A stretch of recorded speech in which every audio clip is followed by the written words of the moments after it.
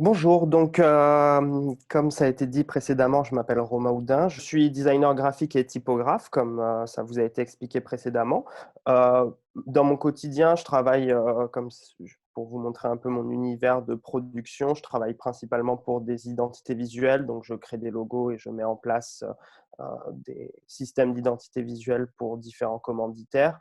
Donc ça va s'étaler sur tous les supports de communication, principalement sur de l'objet imprimé, donc de l'affiche, des supports éditoriaux et différents programmes imprimés.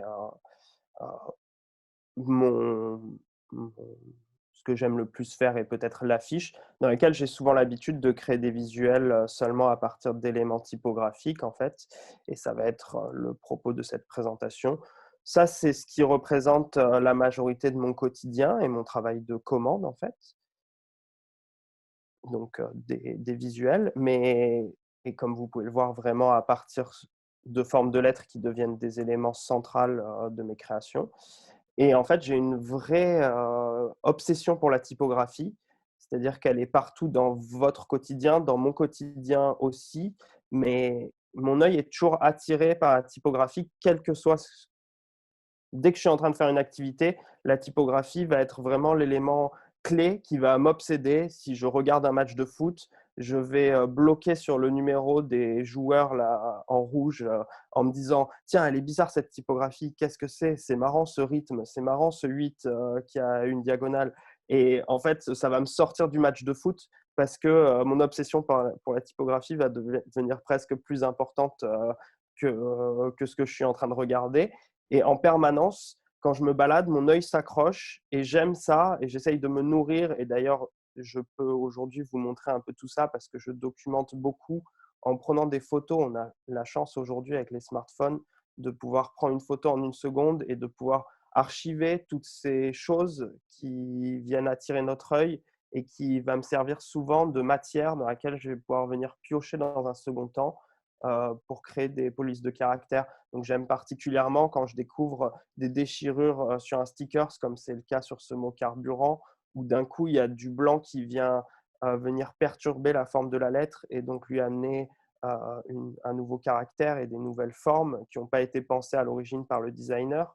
Ça peut être des choses beaucoup plus naïves, comme là ces petits zigzags dans les lettres burritos. Pardon, vous le verrez, j'aime beaucoup la typographie. Par contre, je suis un très mauvais photographe et donc la majorité de mes photos sont floues. Mais comme ce pas des photos qui ont pour but d'être des œuvres en elles-mêmes, mais seulement des mémos mentaux, euh, souvent ça me suffit. Ça m'arrive même, là c'est sur l'autoroute, de prendre des photos en conduisant en fait. C'est-à-dire que je double un camion et là la bâche de ce camion avait craquelé sur la zone grise, ce qui a amené un rythme graphique particulier avec le fait que seulement une des trois couleurs de stickers est craquelée sur la bâche de ce camion.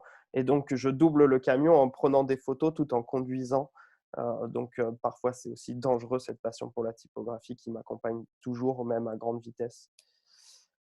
Et puis, bah, j'aime beaucoup les brocantes, j'aime beaucoup me balader. Je suis curieux, sûrement comme les autres intervenants et sûrement comme vous tous qui êtes là aujourd'hui, parce que si vous n'étiez pas curieux, vous ne viendrez pas écouter trois personnes parler de leur travail et de leur univers. Donc voilà, j'aime beaucoup fouiller dans les brocantes, trouver des vieux vinyles, trouver des choses trouver des choses improbables comme cette typographie Big Bamboo que je trouve particulièrement drôle ou cette pochette à gauche.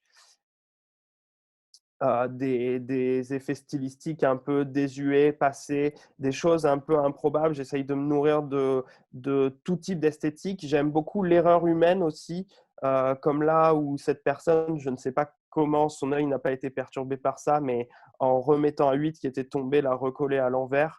Et moi, quand je trouve des choses comme ça dans mon quotidien, ça me fascine de découvrir ces imperfections, ces, ces choses qui vont au-delà du design et de la manière dont vont penser les designers en fait. J'aime beaucoup aussi les déchirures de papier en général, là, ces traces d'affiches collées qui laissent qui laisse une trace qui m'attire l'œil.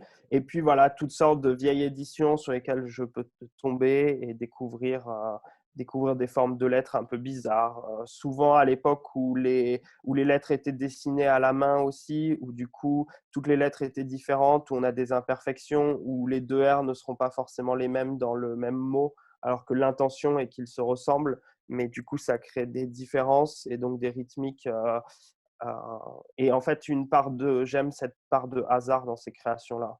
Donc voilà, encore une fois, quand je conduis, je regarde les camions. Ça, c'est chez un client, leur boîte de stockage de documents. J'aime beaucoup ça. Voilà, donc ça peut aller de vieux livres, comme là, le guide du collectionneur de tabatière chinoise, qui est un ouvrage particulièrement improbable. Je suis un mauvais client parce que souvent, quand je trouve des objets improbables, au lieu de les acheter, je les prends en photo, sinon je n'aurais pas assez de place chez moi. Donc j'ai beaucoup de photos. Malheureusement, je ne suis pas le meilleur acheteur pour les vendeurs. Des pochettes de disques. Quand je me balade dans la rue, justement, c'est dans les rues de Marseille, les vieilles enseignes, les vieilles enseignes qui me fascinent aussi à une époque où il y avait plus de hasard, toutes ces vieilles enseignes-là, les lettres peintes. Donc, cette obsession, elle m'accompagne tout le temps, que ce soit quand je me balade dans la rue, que ce soit quand je suis au ski, que ce soit quand je suis à la plage, où là, ces numéros de bateaux sont composés avec plusieurs typographies différentes, ont subi l'usure du temps, l'usure de l'eau. Et voilà. Et ça, c'est un des exemples récents où je suis rentré dans une boulangerie qui s'appelle la Maison de l'Œuf. Et en fait, je leur ai demandé si je pouvais prendre en photo parce qu'ils se sont trompés. Ils ont mis le OE, ils l'ont mis à l'envers, en fait. C'est-à-dire que ça, normalement, c'est la partie basse de la lettre. Et d'ailleurs, je me suis rendu compte en le compilant là qu'ils avaient aussi mis le U à l'envers et que normalement, la partie épaisse, la masse de la lettre devrait être plutôt à gauche. Et en fait, je leur ai fait la remarque et ils m'ont dit: ah mince, on était fatigué quand on l'a fait, on va le remettre à l'endroit. Et je leur ai dit: mais non, surtout ne faites pas ça parce que ça amène une personnalité, ça amène le hasard, ça amène une histoire de vous étiez fatigué quand vous avez monté cette enseigne et ça fait partie de votre histoire. Cette erreur, elle constitue aussi finalement votre identité. Et moi, je leur ai dit au contraire, moi, c'est surtout, je referai le logo pour retourner tous les OE du logo. Le problème, ce n'est pas cette enseigne qui a été mal montée, c'est votre logo qui, lui, n'a pas cette erreur, en fait. Et je leur ai dit, si 3 personnes vous font la remarque, vous l'enlèverez. Et je leur disais, ben, on se revoit dans 10 ans. Je pense que personne n'aura jamais fait attention que vous avez monté votre enseigne à l'envers et vous aurez toujours cette enseigne montée à l'envers. Et je trouve ça, voilà, j'aime ces bizarreries-là. Et donc, ça a constitué un peu tout un univers iconographique, tout un univers aussi qui me représente parce qu'à la fois, c'est pris de choses de mon quotidien, de mes activités, de mes passions pour le football, pour la musique, pour tout ce que je fais. Et donc, ça a constitué un peu un univers typographique, en fait. Euh, et j'ai trouvé, enfin, il y a quelques années, en 2014, un projet dans lequel pouvoir exprimer toutes ces influences typographiques qui me tenaient à cœur et qui me représentaient aussi. Donc, c'est en 2013 que tout a commencé avec Nicolas Aubert, qui est déjà intervenu sur un Marseille Design Club, qui travaillait sur l'identité d'un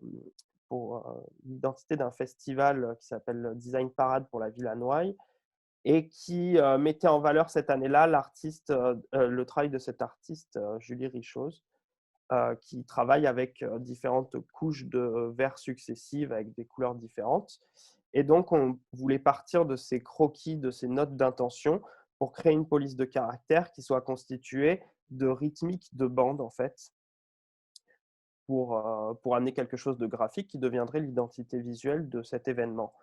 Donc, ils m'ont appelé pour travailler sur ce caractère, sur lequel on a travaillé avec Nicolas et qui a constitué l'identité visuelle du caractère. Donc, on a travaillé autour d'un dessin de lettres assez simple, avec donc différents styles d'ajustement de lignes, de manière à mettre des formes de plus en plus foncées. Et donc, c'est devenu l'identité visuelle de ce festival. Et puis, au cours du projet, j'avais envie d'extrapoler et d'expérimenter un peu, d'amener un peu justement des références à toutes ces polices désuètes dont je vous ai un peu parlé et qui constituent aussi ce que j'aime bien. Et donc, j'ai créé ce 8 avec des petits palmiers et vraiment qui m'évoquait un peu ces polices des années 70 que j'ai du mal à prendre au sérieux, mais que j'aime particulièrement. Et du coup, après le projet Design Parade, j'ai décidé d'extrapoler cette police parade, donc de repartir du même concept, c'est-à-dire d'avoir un dessin unique avec des motifs graphiques différents qui étaient à la base constitués seulement de lignes, mais de venir intégrer plein de motifs graphiques qui pouvaient venir de toutes mes références diverses qu'on a pu voir un peu précédemment, avec du motif issu du design, de la mode, des craquelures un peu comme on peut voir sur ces vieilles enseignes dont le vinyle a craquelé, les zigzags qu'on a pu voir un peu dans les burritos tout à l'heure, et constituer un peu une police qui aurait un seul dessin de lettres, mais des personnalités multiples en fait. C'est un projet dans lequel je me suis particulièrement amusé et comme il avait vécu dans un premier temps avec la communication design parade, il fallait lui donner vie autre, puisque ces polices-là, ces nouvelles extensions avaient été créées seulement pour le plaisir. Et donc, on a constitué une fonderie numérique donc, qui s'appelle LeafType. Donc, c'est une plateforme de distribution de nos créations typographiques, en fait. Dans un premier temps, les caractères étaient distribués gratuitement en édition limitée, comme la parade Léo, qui était du coup la version à partir de Léopard, où c'était une quantité limitée de polices de caractères que les gens pouvaient venir télécharger. Et puis, quand il n'y en avait plus, il n'y en avait que 100. Quand il n'y en avait plus, le projet disparaissait. Et puis, au fur et à mesure, on a créé beaucoup de variantes qu'on distribuait et dont on s'est amusé aussi de ce côté édition limitée pour donner des limites temporelles, pour, pour jouer avec ça, le faire de manière événementielle. Donc, c'était pendant la Coupe du Monde, les soirs de matchs de l'équipe de France, on pouvait télécharger la typographie, mais pas les autres jours. Euh, on a mis en place plein de petits événements. Et puis, on a pu s'amuser aussi, au-delà des polices de caractère, à pouvoir faire référence justement à tous ces univers graphiques de notre enfance, des choses qu'on aime bien. Et donc, de constituer toute une esthétique et un univers aussi autour des sports, de tout ce qui allait autour des polices de caractère en fait. Au-delà de finalement le plus drôle, c'était pas forcément de constituer les polices de caractère, mais de trouver ces petits jeux esthétiques, de faire référence au maillot d'équipe de France de rétro et du coup de donner les polices de caractère les soirs de match d'équipe de France. Du coup, on a beaucoup interagi pendant la Coupe du Monde, de donner une police de caractère pendant la période où je partais en vacances. Donc, je pars en vacances pendant ce temps-là. Alors, je n'avais pas des vacances aussi longues que ça en vrai. Hein. Je n'ai pas pu prendre 6 semaines.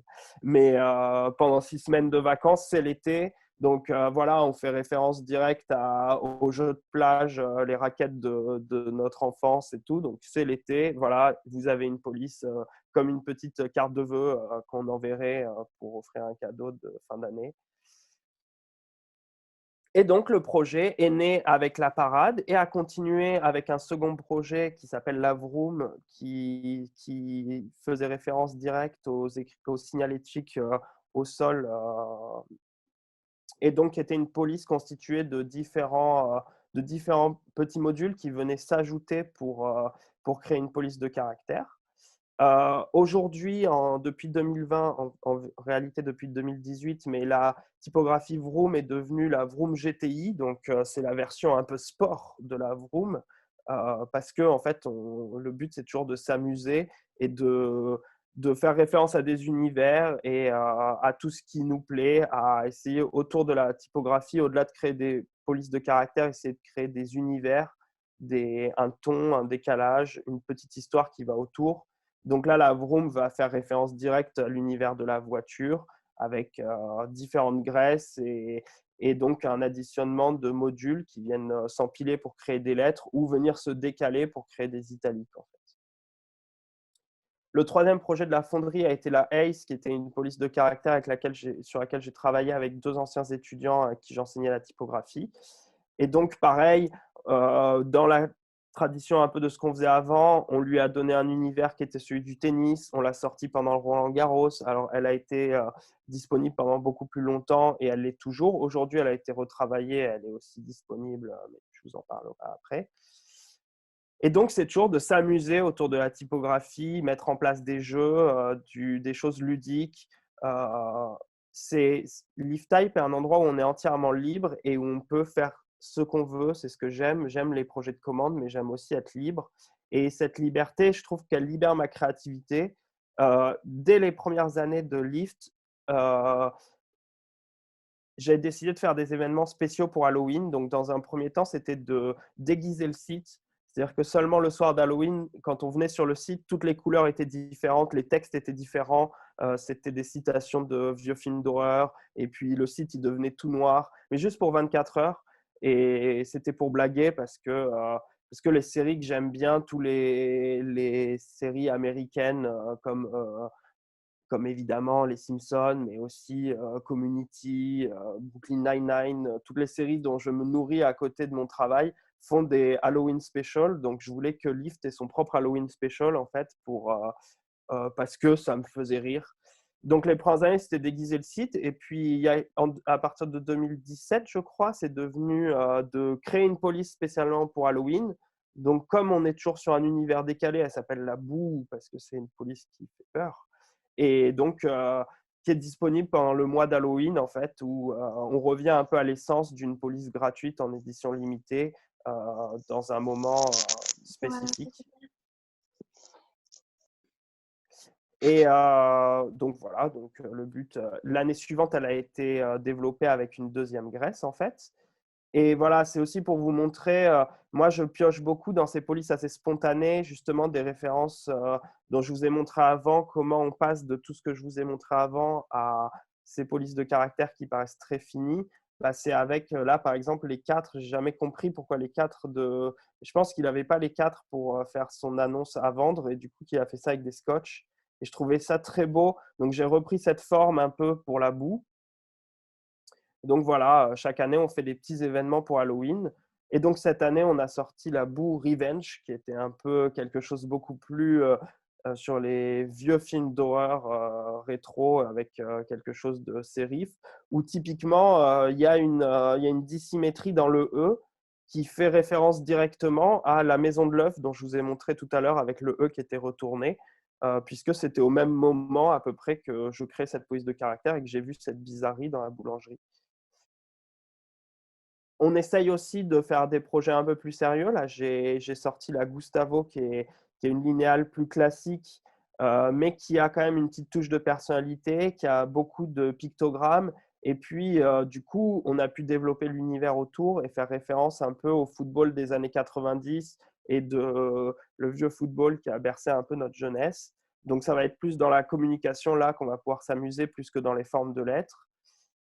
Et depuis donc en 2020, on a sorti un nouveau site internet. On essaye d'un peu plus professionnaliser cette activité qui était jusqu'alors une activité secondaire et juste un lieu d'amusement. Ça restera vraiment un lieu de jeu, mais on a abouti beaucoup plus le dessin des polices de caractère pour qu'il soit mieux fini et plus utilisable, en tout cas updaté partout. Et du coup, maintenant, on propose des licences commerciales sur ces polices de caractère. Et donc, une de nos dernières sorties, c'est le Calisté, qui est la première typo dessinée par un designer entièrement extérieur. Et le but, ça va être de plus en plus d'intégrer aussi des gens à l'équipe, des gens qui ont la même passion pour la typographie, qui vont aussi qui vont amener aussi leur personnalité, leurs références et venir enrichir cet univers-là parce que ça ne peut pas être que notre univers à nous. Et la prochaine typo qui sortira en janvier, c'est l'aérobic. Et je trouve qu'elle est elle est encore plus dans notre style que les typos dans notre style, en fait. Donc, pour le coup, encore une fois, elle fait référence à du sport. Et puis, même dans son ton très léger, très spontané, c'est vraiment un projet qui correspond à ce que la fonderie a pour but de faire aussi. Et juste avant de conclure, voilà un des éléments qui est vraiment aussi agréable au-delà du fait qu'on s'amuse beaucoup sur ce projet de fonderie, c'est de distribuer ses caractères et donc de découvrir le travail d'autres designers. qui prennent les polices de caractère en main et on leur propose notre univers et maintenant c'est eux qui vont se l'approprier et qui vont intégrer ces polices de caractère dans l'univers de leur création, donc que ce soit pour de l'affiche, que ce soit pour du branding, que ce soit pour des clips ou pour toutes sortes de supports et voilà et de découvrir après maintenant, des gens qui viennent, étendre l'univers graphique qu'on a mis en place et s'approprier nos créations et les amener dans leur propre univers et voilà et une image que j'aime bien qui résume, qui a été prise il y a quelques années en photo par, Nicolas.